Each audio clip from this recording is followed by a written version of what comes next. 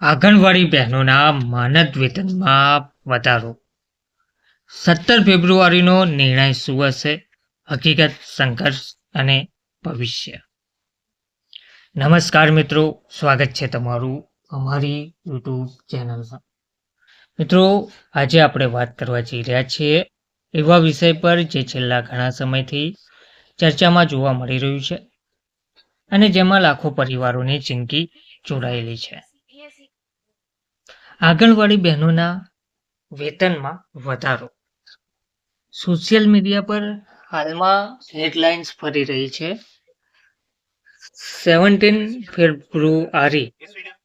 17 ફેબ્રુઆરીના રોજ અંતિમ નિર્ણય લેવાશે.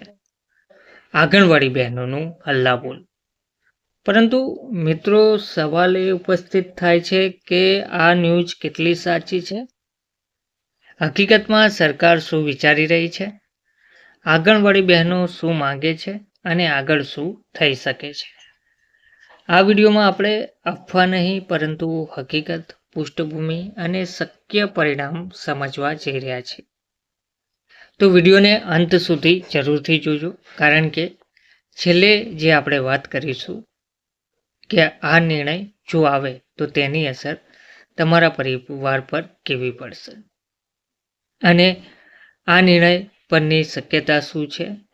સત્યતા આધારિત આ વિડીયોને અંત સુધી જરૂરથી જોજો. આંગણવાડી બહેનો કોણ છે? તો મિત્રો, પગારની વાત કરતા પહેલા એક સવાલ જરૂરી છે. આંગણવાડી બહેનો ફાઇનલી શું કામ કરે છે? ઘણા લોકો સમજે છે કે આંગણવાડી બહેનો ફક્ત બાળકોને ખોરાક આપે છે, પરંતુ હકીકત જોવા જઈએ તો ઘણી મોટી છે. આંગણવાડી બહેનો 0 થી 6 વર્ષના બાળકોની સંભાળ રાખે છે. માતાઓ મહિલાઓની નોંધ રાખે છે, પોષણ અભિયાન ચલાવે છે, રસીકરણ આરોગ્ય સર્વેમાં મદદ કરે છે અને સરકારી યોજનાઓ જમીન પર ઉતારે છે. એટલે કે તેઓ શિક્ષિકા, આરોગ્ય સહાયિકા અને સમાજ સેવિકા ત્રણેય છે. આંગણવાડી બહેનો જે લોકોને માનદ વેતન મળે છે, પરંતુ માનદ વેતન તેમને મળતું હોવા છતાં આંગણવાડી બહેનોની જે કામગીરી છે તેમાં તેમને શિક્ષિકા પણ કહી શકાય, આરોગ્ય સહાયિકા પણ કહી શકાય અને સમાજ સેવિકા પણ કહી શકાય, તેટલું તે લોકો કામ કરે છે. માનદ વેતન શું છે? મિત્રો, અહીં એક મહત્વની વાત સમજવી જરૂરી છે. આંગણવાડી બહેનોને પગાર આપવામાં આવતો નથી. આંગણવાડી બહેનોને જે ચૂકવવામાં આવે છે તે હકીકતમાં માનદ વેતન છે. એટલે કે તેમને પગાર નહીં પરંતુ માનદ વેતન મળે છે. માનદ વેતન એટલે તેઓને કાયમી કર્મચારી માનવામાં આવતા નથી. પેન્શન, ગ્રેચ્યુઇટી જેવી સુવિધાઓ મર્યાદિત, કામ પૂરું સમય પરંતુ લાભ અર્ધ સમય જેવો. આ જ મુદ્દો વર્ષોથી વિવાદનું કારણ રહ્યો છે. હાલ કેટલું માનદ વેતન મળે છે? તો હાલ જે માનદ વેતન મળતું આવ્યું છે તે રાજ્ય પ્રમાણે આ રકમ બદલાય છે.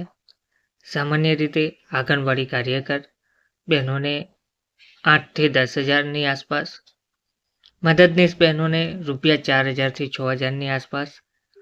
હવે આ જે રકમ છે તે મોંઘવારી સામે ખૂબ જ ઓછી છે. આ રકમ મોંઘવારી સામે પૂરતી નથી. આ વાત બહેનો સતત રજૂ કરી રહી છે. વર્ષોથી ચાલી આવતો જે સંઘર્ષ છે તે છે. આ મુદ્દો આજે ઊભો થયો નથી મિત્રો. આ મુદ્દો વર્ષોથી ચાલી આવતો સંઘર્ષ છે. છેલ્લા ઘણા વર્ષોથી આપણે જોઈ રહ્યા છે કે આંગણવાડી બહેનો દ્વારા ધરણા કરવામાં આવ્યા છે, આવેદનો આપવામાં આવ્યા છે, રેલીઓ યોજવામાં આવી છે, સંઘો દ્વારા રજૂઆતો પણ કરવામાં આવી છે. આંગણવાડી બહેનો છે તે સતત માંગ કરી રહ્યા છે તેમના માનદ વેતનમાં વધારો કરવાની, કાયમી દરજ્જો મેળવવાની, સામાજિક સુરક્ષા મેળવવાની. આંગણવાડી બહેનોનું કહેવું છે કે તેમને માનદ વેતન ચૂકવવામાં આવે, માનદ વેતનમાં વધારો કરવામાં આવે, કાયમી નોકરીનો દરજ્જો આપવામાં આવે, સામાજિક સુરક્ષા આપવામાં આવે. તેઓ કહે છે કે અમે સેવા કરીએ છીએ, દયા નથી અમારે જોઈતી. આ વાક્ય આંદોલનનું પ્રતીક પણ બની ગયું છે. કહેવાનો મતલબ છે કે જે અમે આંગણવાડી બહેનો સેવા કરી રહ્યા છે તો તેમને તે સેવાના ભાગરૂપે તેમને યોગ્ય માનદ વેતન આપવામાં આવે, કાયમી દરજ્જો આપવામાં આવે અને સામાજિક સુરક્ષામાં વધારો કરવામાં આવે. તેમને દયા જોઈતી નથી. આ એક આંદોલનનું પ્રતીક પણ બની ગયું છે.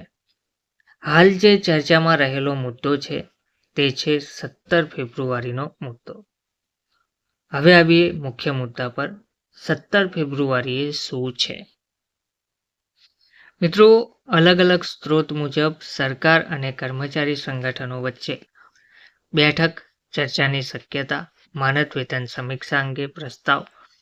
મહત્વની નોંધ, હજી સુધી કોઈ અધિકૃત જાહેરાત જાહેર થઈ નથી, એટલે આ તારીખને અંતિમ નિર્ણય તરીકે નહીં પરંતુ મહત્વપૂર્ણ ચર્ચા તરીકે જોવી જોઈએ. સોશિયલ મીડિયા પર વાયરલ ન્યૂઝની સત્યતા શું છે? તો મિત્રો, અહીં સાવચેત રહેવું જરૂરી છે. ઘણા વાયરલ મેસેજ અતિશય આંકડા બતાવે છે, ચોક્કસ વધારો નક્કી થયો એવું કહે છે, પરંતુ સત્ય એ છે નિર્ણય પ્રક્રિયામાં સમય લાગે છે. બજેટ, મજૂરી, આદેશ બધું જરૂરી છે, એટલે હજી આશા છે, ખાતરી નથી. જો વધારો થાય તો શું બદલાશે?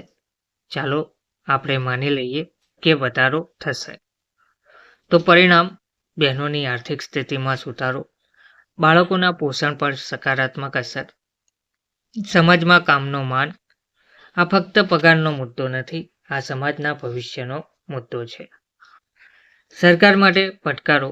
સરકારની દ્રષ્ટિએ લાખો કર્મચારીઓ, બજેટ પર ભાર, કેન્દ્ર રાજ્ય સહભાગિતા, એટલે નિર્ણય સહેલો નથી.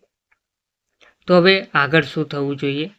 મિત્રો, ઉકેલ માટે આપણે પારદર્શક જાહેરાત, સમયબદ્ધ નિર્ણય, બહેનો સાથે સંવાદ આ જરૂરી છે. આંગણવાડી બહેનો સમાજની પાયાની ઈંટ છે. તેમના માટે એક સંદેશ. આંગણવાડી બહેનો જે સમાજની પાયાની ઈંટ છે, તેમનો સંઘર્ષ યોગ્ય છે, પરંતુ આપણે અફવાઓથી દૂર રહીએ, સત્યને સમજીને શેર કરીએ. જો તમને લાગે છે કે આ મુદ્દો મહત્વનો છે તો વિડીયોને શેર જરૂરથી કરજો. કોમેન્ટમાં તમારો અભિપ્રાય લખજો. જય હિન્દ, જય સેવા. ધન્યવાદ.